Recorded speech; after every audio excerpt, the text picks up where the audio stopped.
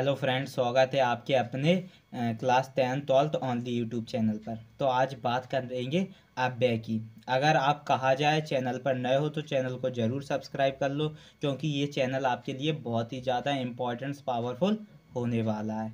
आज की video number कहा जाए जिसमें हम अव्यय पढ़ने वाले हैं। अगर आपने नाउन कहा जाए वो संज्ञा, सर्वनाम, भाषा, व्याकरण, इन सब की प्लेलिस्ट बनकर तैयार हुई है।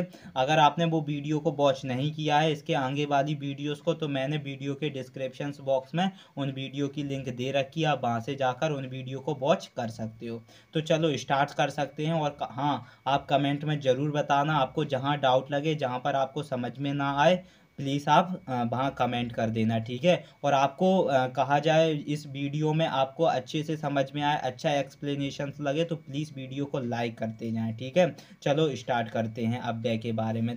तो अव्यय क्या होता है, देखो अव्यय क्या होता है। सबसे पहले इसकी परिभाषा की बात करेंगे। अव्यय क्या होता है, तो ऐसे शब्द जिनमें लिंग, वचन, पुरुष, कारक आदि के कारण कोई विकार नहीं आता, आदि के कारण कोई विकार नहीं आता, वो अव्यय कहलाते हैं, ठीक है। अगर आपने कारक नहीं पढ़ा है तो मैंने संज्ञा की जो वीडियो बनाई है, जो 1 आवर से भी ज़्यादा है, उसमें मैंने आपको कारक को अच्छे से समझाया, ठीक है। लिंक भी समझाए, उसमें वचन भी समझाए हैं, और पुरुष, ये सब चीज़ें मैंने, आप एक वीडियो देख लेना जो संज्ञा की डली है, जो कि 1 आवर से ज़्यादा की, आपको सबको समझ में आ जाएगा लिंक, वचन, पुरुष क्या होते हैं, ठीक है। तो बात कर रहे थे हम किसकी, अव्यय की। अब क्या होते हैं ऐसे शब्द, किसकी, ऐसे शब्द जिनमें लिंग, वचन, पुरुष, कारक आदि के कारण कोई विकार नहीं आता, आदि के कारण कोई विकार नहीं आता, वो क्या कहलाते हैं, अव्यय कहलाते हैं। कहा जाता है ये शब्द जो होते हैं वो सदैव अपरिवर्तित या अभिकारी एवं अव्यय रहते हैं। कैसे रहते हैं, जो अव्यय शब्द होते हैं वो सदैव अपरिवर्तित या अभिकारी या फिर वो अव्यय रहते हैं, ठीक है। इनका मूल रूप स्थिर रहता है, इनका जो मूल रूप होता है वो स्थिर रहता है, कभी बदलता नहीं है, किसका, अव्यय का।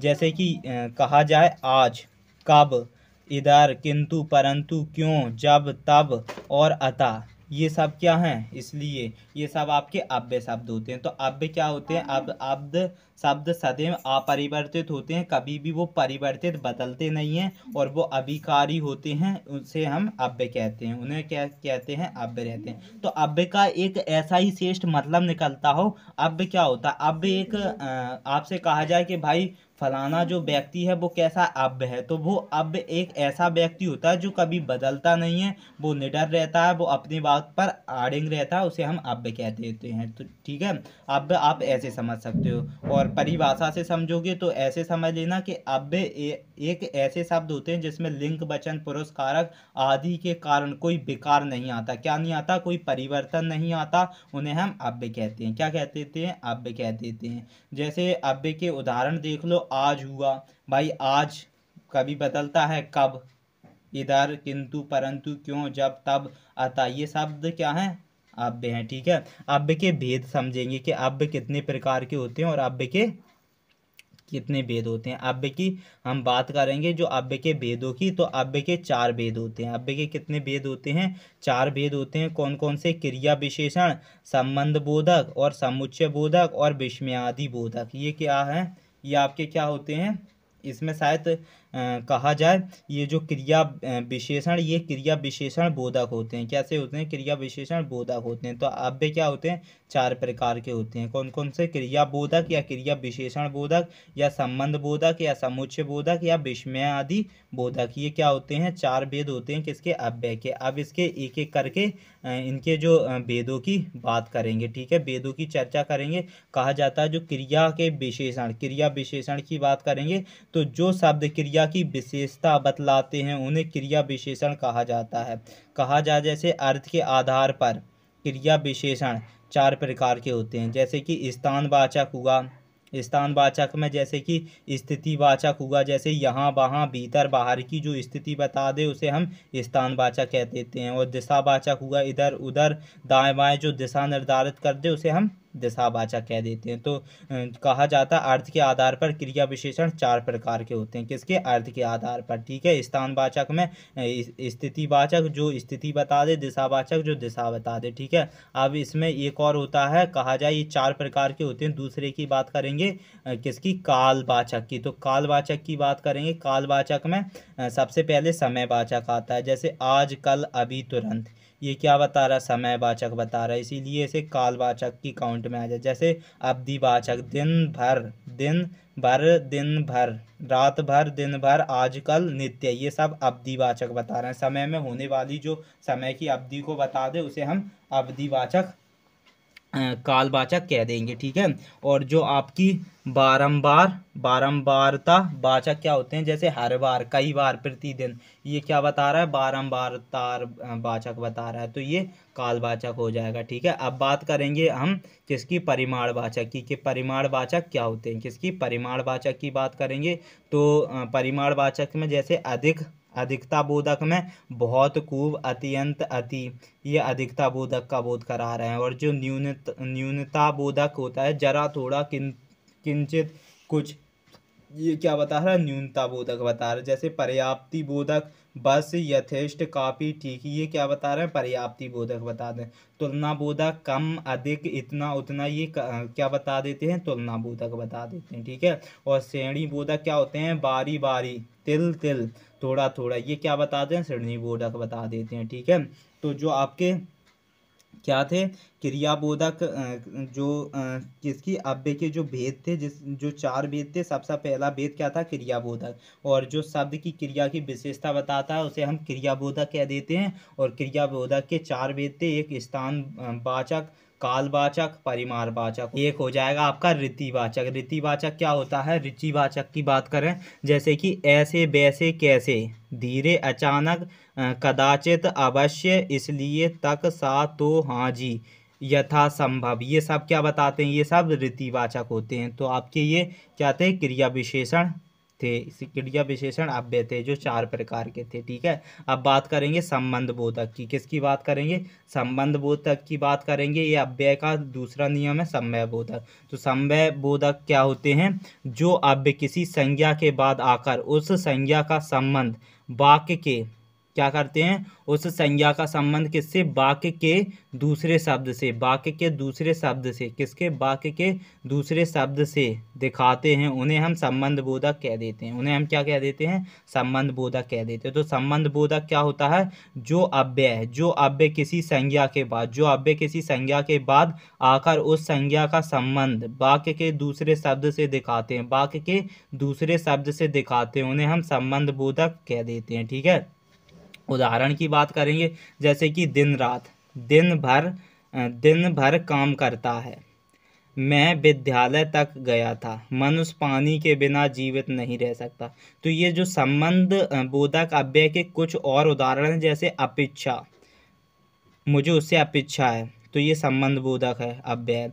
समान, बाहर, भीतर, पूर्ण, पहले, आगे, पीछे, संग, सहित, बदले, सहारे, आसपास, भरोसे, मात्र, पर्यंत और परशक, सामने, ये शब्द क्या है? ये संबंध बोधक अव्यय होते हैं, जो संबंध बता देते हैं एक दूसरे में, उन्हें हम संबंध बोधक अव्यय कह देते हैं। जैसे कि कहा जाए, उदाहरण क्या था कि मैं दिन भर काम किया, तो दिन भर क्या है आप में? दिन भर, ये एक संबंध बोधक अव्यय है। ठीक है। मैं विद्यालय तक गया था, तो तक क्या है आपका? एक संबंध बोधक है। मनुष्य पानी के बिना जीवित नहीं रह सकता, तो बिना क्या है? एक संबंध बोधक है। ठीक है। तो कहा जाता है जो अव्यय किसी संज्ञा के बाद आकर उस संज्ञा का संबंध वाक्य के दूसरे शब्दों से दिखाते हैं, उन्हें संबंध बोधक कह देते हैं। जैसे दिन भर, ये क्या बता रहा है? एक संबंध बता रहा है। तक संबंध बता रहा है, बिना संबंध बता रहा है। ये क्या होते हैं? संबंध बोधक शब्द होते हैं। और कुछ संबंध बोधक अव्यय के कुछ और उदाहरण हैं, वो आप पढ़ सकते हो। ठीक है।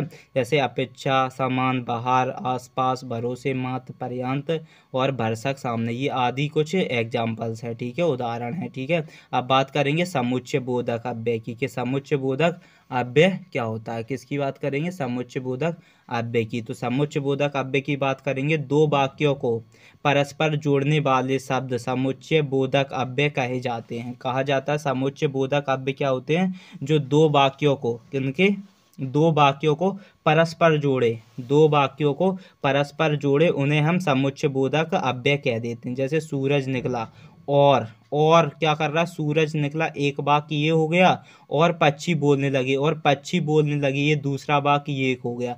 तो इसमें जो और क्या है आपका समुच्चय बोधक हो जाएगा। ठीक है, जैसे यहाँ और समुच्चय बोधक अव्यय है।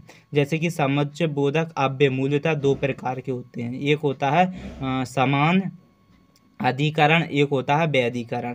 समान अधिकरण क्या होता है, कहा जाता है समान अधिकरण की बात करें, सबसे पहले जो समुच्चय बोधक होता है, समुच्चय बोधक क्या करता है, दो वाक्यों को परस्पर जोड़ने वाले शब्द, दो वाक्यों को परस्पर जोड़ने वाले शब्द क्या कहलाते हैं, समुच्चय बोधक कहलाते हैं। जैसे कि उदाहरण, और जो था, और सूरज निकला, पक्षी बोलने लगे, तो इसमें एक वाक्य ये था, पक्षी बोलने लगे, और सूरज निकला, दूसरा वाक्य ये था। अब दोनों को जोड़ने का जो काम कर रहा है और, वो क्या है, समुच्चय बोधक है। और यहाँ और समुच्चय बोधक अव्यय, जैसे समुच्चय बोधक अव्यय की बात करें, समुच्चय बोधक अव्यय मूल दो प्रकार के होते हैं, एक समान अधिकरण और एक व्यधिकरण। जैसे पुनः जो समान अधिकरण समुच्चय बोधक के चार भेद होते हैं। पहला होता है संयोजन, जिसमें और, एवं, तथा, ठीक है, आता है। और दूसरा होता है विभाजन, जिसमें या, अथवा, किन्वा, नहीं तो, ये विभाजक होता है। और विरोध दशक जो होता है वो पर, परंतु, लेकिन, किंतु, मगर, वरन,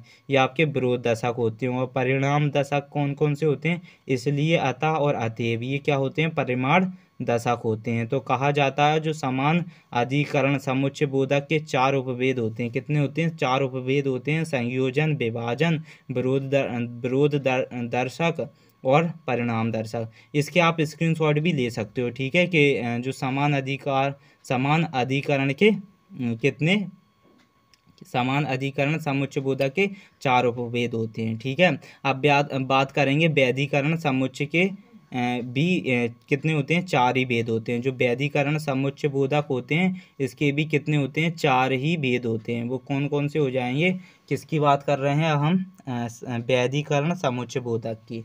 तो पहला हो जाएगा कारण वाचक, जो कारण वाचक होता है, क्योंकि, और जो की, और इसलिए की, ये आपका क्या है, कारण वाचक। और उद्देश्य वाचक कौन कौन से हो जाएंगे, की, जो, ताकि, ये आपके उद्देश्य वाचक हैं। और संकेत वाचक कौन कौन से हैं, जो, तो, यदि, तो, यद्यपि, तथापि, ये संकेत वाचक हैं। और स्वरूप वाचक जो व्यक्तिकरण समुच्चय बोधक हो जाएंगे, की, जो, अर्थात, यानी, ये आपके क्या हैं, ये आपके स्वरूप वाचक हो जाते हैं। तो व्यक्तिकरण समुच्चय बोधक के भी चार भेद होते हैं। कौन कौन से, कारणवाचक, उद्देश्यवाचक, संकेतवाचक, स्वरूपवाचक। इसका भी आप स्क्रीनशॉट ले सकते हो। जैसे कि उद्देश्यवाचक कौन कौन से होते हैं, की, जो, ताकि, की, जो, ताकि। जैसे कि उदाहरण पढ़ेंगे कि कहा जाए मैंने जो लिया, और कहा जाए मैंने जो लिया और ताकि ने दे दिया, ताकि ने दे दिया। तो इस प्रकार से जो शब्द की उत्पत्ति होती है,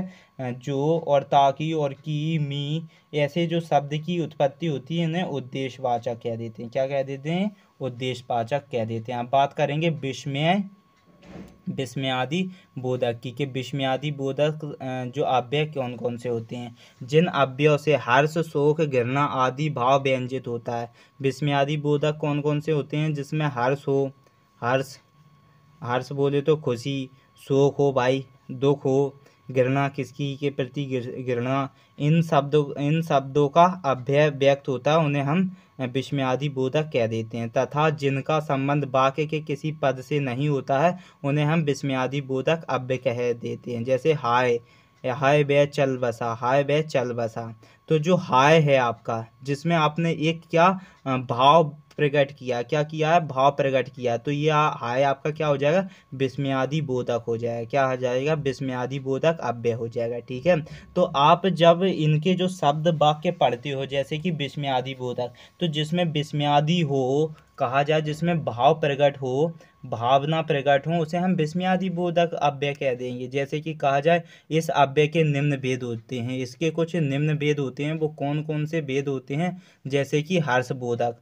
हर्षबोधक क्या होता है, बहा आहा धन्य सहवास, जिसमें हम खुशी प्रकट करते हैं, उसमें हम हर्षबोधक कह देते हैं। ठीक है, शोकबोधक क्या होते हैं, हाय राम वो गिर गया, आहा सराई सराई हरे राम, ऐसी कह देते हैं, ऐसे भाव प्रकट करते हैं, उन्हें हम शोकबोधक कह देते हैं। जो आश्चर्यबोधक होते हैं, ये क्या, ओहो ए हाय, इन प्रकार की कंडीशंस को हम आश्चर्यबोधक कह देते हैं। क्या कह देते हैं, आश्चर्यबोधक कह देते हैं। अब बात करेंगे स्वीकार बोधक की। स्वीकार बोधक में क्या आ जाएगा, हाँ जी हाँ, अच्छा जी ठीक, तो ये क्या आ जाएंगे, ये सब स्वीकार बोधक शब्द आ जाएंगे। ठीक है, और कहा जाता है अनुमोदन बोधक क्या होते हैं, अनुमोदन बोधक की बात करेंगे, जैसे कि ठीक, अच्छा, हाँ हाँ, ये सब आपके अनुमोदन आ जाएंगे। तो कहा जाता है विस्मयादि बोधक शब्द अव्यय कौन से होते हैं, जिसमें हर्ष शोक घृणा आदि का भाव क्या हो, व्यंजित होता है, उन्हें हम विस्मयादि बोधक कहा जाता है। और विस्मयादि बोधक के कितने भेद होते हैं, हर्ष बोधक हुआ, शोक बोधक हुआ, आश्चर्य बोधक, स्वीकार बोधक, अनुमोदन अनुमोदन बोधक, तिरस्कार बोधक, और आपका क्या, तिरस्कार बोधक, जिसमें छी हट ठिक दूर, और संबंध और संबोधन बोधक, जिसमें अरे रे लो जी हे अहो। उदाहरण इनके समझाऊं, जैसे कि कहा जाए बहा, क्या भाई, तुमने अच्छी परसेंट बना दी, तो ये हर्षबोधक हो जाएगा। क्या हो जाएगा, हर्षबोधक। हाय राम वो गिर गया, ये शोकबोधक हो जाएगा। ठीक है, जो हाय हुआ है इसमें शोकबोधक हो जाएगा। तो आप कह दोगे छी मुझे इस चीज़ से क्या स्मेल, बदबू आ रही है, तो ये आपका तिरस्कार बोधक हो जाएगा। और संबंध जो संबोधन बोधक, ओ उसे क्या कर दो, उसे क्या करना, उसे एक रोटी दे दो भाई, तो उसकी ओर इशारा कर रहे हो, तो ये संबंध बोधक हो जाएंगे। ठीक है, तो इन प्रकार के अव्यय को हम विस्मयादि बोधक अव्यय कह देंगे। ठीक है, अब इसमें कुछ निपात होते हैं, निपात के बारे में समझते हैं कि निपात अपनी कैसे संबोधित करता है अव्यय को। जैसे निपात की बात करें तो मूलतः जो निपात का प्रयोग अव्ययों के लिए होता है, जो निपात का प्रयोग मूलतः हम अव्ययों के लिए करते हैं, इनका कोई लिंग वचन नहीं होता है। जो निपात होते हैं इनका कोई लिंग या कोई वचन नहीं होता है। निपातों का प्रयोग निश्चित शब्द या पूरे वाक्य को अन्य भावार्थ प्रदान करने के लिए होता है। जो निपात होते हैं इनका जो प्रयोग निश्चित शब्द या पूरे वाक्य को अन्य भावार्थ प्रदान करने के लिए होता है। और जो निपात सहायक शब्द होते हैं हुए भी वाक्य के अंग नहीं होते, और निपात एक सहायक शब्द भी होते हुए भी क्या नहीं होते, एक वाक्य का अंक नहीं होते, कहा जाए वाक्यांश का, सेंटेंस का अंक नहीं होते। और निपात का जो कार्य शब्द समूह को बल प्रदान करना भी है। कहा जाता है जो निपात का कार्य जो होता है वो शब्द समूह को बल प्रदान करना भी है। और जो निपात होते हैं वो कई प्रकार के होते हैं। वो कौन कौन से होते हैं, पहले ये समझते हैं कि निपात क्या होता है। तो निपात जो होता है वो निपात का प्रयोग अव्ययों के लिए होता है। इतना समझ लो कि निपातों का प्रयोग अव्ययों के लिए किया जाता है, और जो इनका कोई लिंग या वचन नहीं होता। निपात जो होते हैं इनका कोई लिंग या वचन नहीं होता, लेकिन निपात का जो प्रयोग निश्चय शब्द या पूरे वाक्यों को अन्य भावार्थ प्रदान करने के लिए किया जाता है। और निपात जबकि सहायक शब्द होते हैं, लेकिन ये वाक्य के अंक नहीं होते हैं। ठीक है, और निपात का कार्य शब्द समूह, कहा जाए निपात का कार्य शब्द समूह के बल प्रदान करना भी होता है। और निपात कई प्रकार के होते हैं, जैसे स्वीकृति बोधक में कैसे, हाँ जी हाँ, तो ये शब्द क्या है, हाँ जी और जी हाँ, ये स्वीकृति बोधक निपात शब्द हो जाएगा। जैसे नकार बोधक, जैसे जी नहीं मुझे नहीं चाहिए यार, नहीं मैं नहीं लूँगा, तो ये क्या हो जाएंगे, ये सब आपके निकार बोधक निपात शब्द हो जाएंगे। निषेधात्मक की बात करेंगे, किसकी बात करेंगे, निषेधात्मक की, किसकी बात करेंगे, निषेधात्मक की बात करेंगे। निषेधात्मक में मत क्या है, निषेधात्मक निपात शब्द है। प्रश्न बोधक में क्या, ये कैसा है, प्रश्न बोधक निपात शब्द है, आपका एक कैसा अव्यय। और विस्मयबोधक कास क्या है, विस्मयबोधक निपात शब्द है।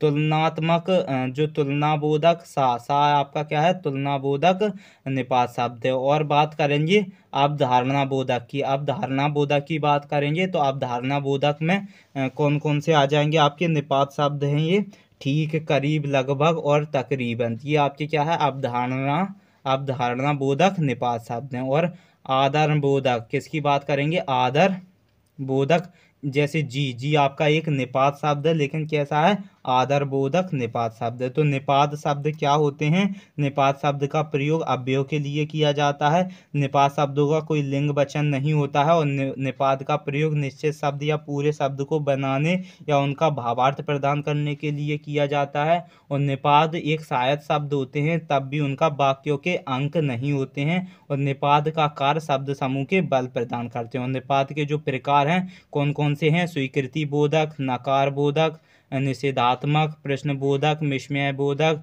तुलना बोधक और अवधारणा बोधक और आधार क्या हो जाएगा, आधार बोधक। ठीक है, अब बात करेंगे अव्यय का जो पद परिचय के बारे में। किसके बारे में बात कर रहे हैं, अव्यय के पद परिचय के बारे में बात करेंगे कि अव्यय के कौन से पद परिचय होते हैं। तो वाक्य में अव्यय का पद परिचय देने के लिए जो अव्यय या उसका भेद या उससे संबंध रखने वाले पद, इतनी बातों का उल्लेख करना चाहिए, कहा जाता है। अव्यय का जो पद परिचय की बात करेंगे तो वाक्यों में जो अव्यय का पद परिचय देने के लिए जो अव्यय या उसका कोई भेद या उससे संबंधित रखने वाले जो पद इतनी बातों का उल्लेख करते हैं उन्हें हम अव्यय का पद परिचय कहते हैं। जैसे वह धीरे धीरे चलता है, तो जो धीरे धीरे क्या बता रहा है, ये आपका पद का परिचय बता रहा है, जिसे हम अव्यय का पद परिचय कह देंगे। ठीक है, अव्यय का पद कह देंगे। धीरे धीरे ये एक अव्यय भी बता रहा है, क्रिया विशेषण भी बता रहा है, रीति वाचक भी बता रहा है, क्रिया चलना भी बता रहा है। इन सब की विशेषता बतला रहा है कौन, धीरे धीरे।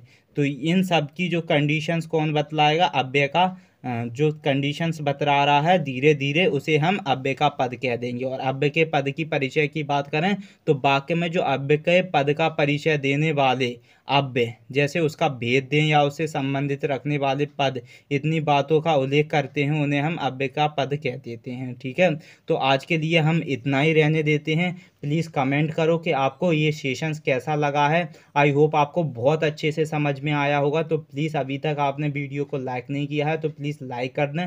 और कमेंट में जैसे कि आपको कहीं डाउट लगता है तो प्लीज़ कमेंट डालें कि मुझे ये डाउट है या मेरे सारे क्रिस्टल क्लियर है, मुझे सब कुछ आ रहा है। आपने बहुत अच्छे से मुझे समझाया है, हर किसी की मुझे परिभाषाएं बतलाई हैं। ठीक है, तो आप प्लीज़ कमेंट कर दिया करें। अगर आपने कहा जाए video first second third fourth नहीं देखी है तो मैंने वीडियो के डिस्क्रिप्शन बॉक्स में उन वीडियोस की लिंक दे रखी है, आप वहाँ से जाकर उन वीडियोस को वॉच कर सकते हो। वो वीडियो आपके लिए बहुत इंपॉर्टेंट है। उसमें जो मैंने संज्ञा के बारे में समझाया, तो संज्ञा का कंप्लीट सेशन है जिसमें कारक भी है, वचन है, लिंक भी है, तीनों चीज़ों का अच्छे से उदाहरण सहित समझाया है। तो चलो आज के लिए इतना ही रहने देते हैं और मिलते हैं नेक्स्ट वीडियो में।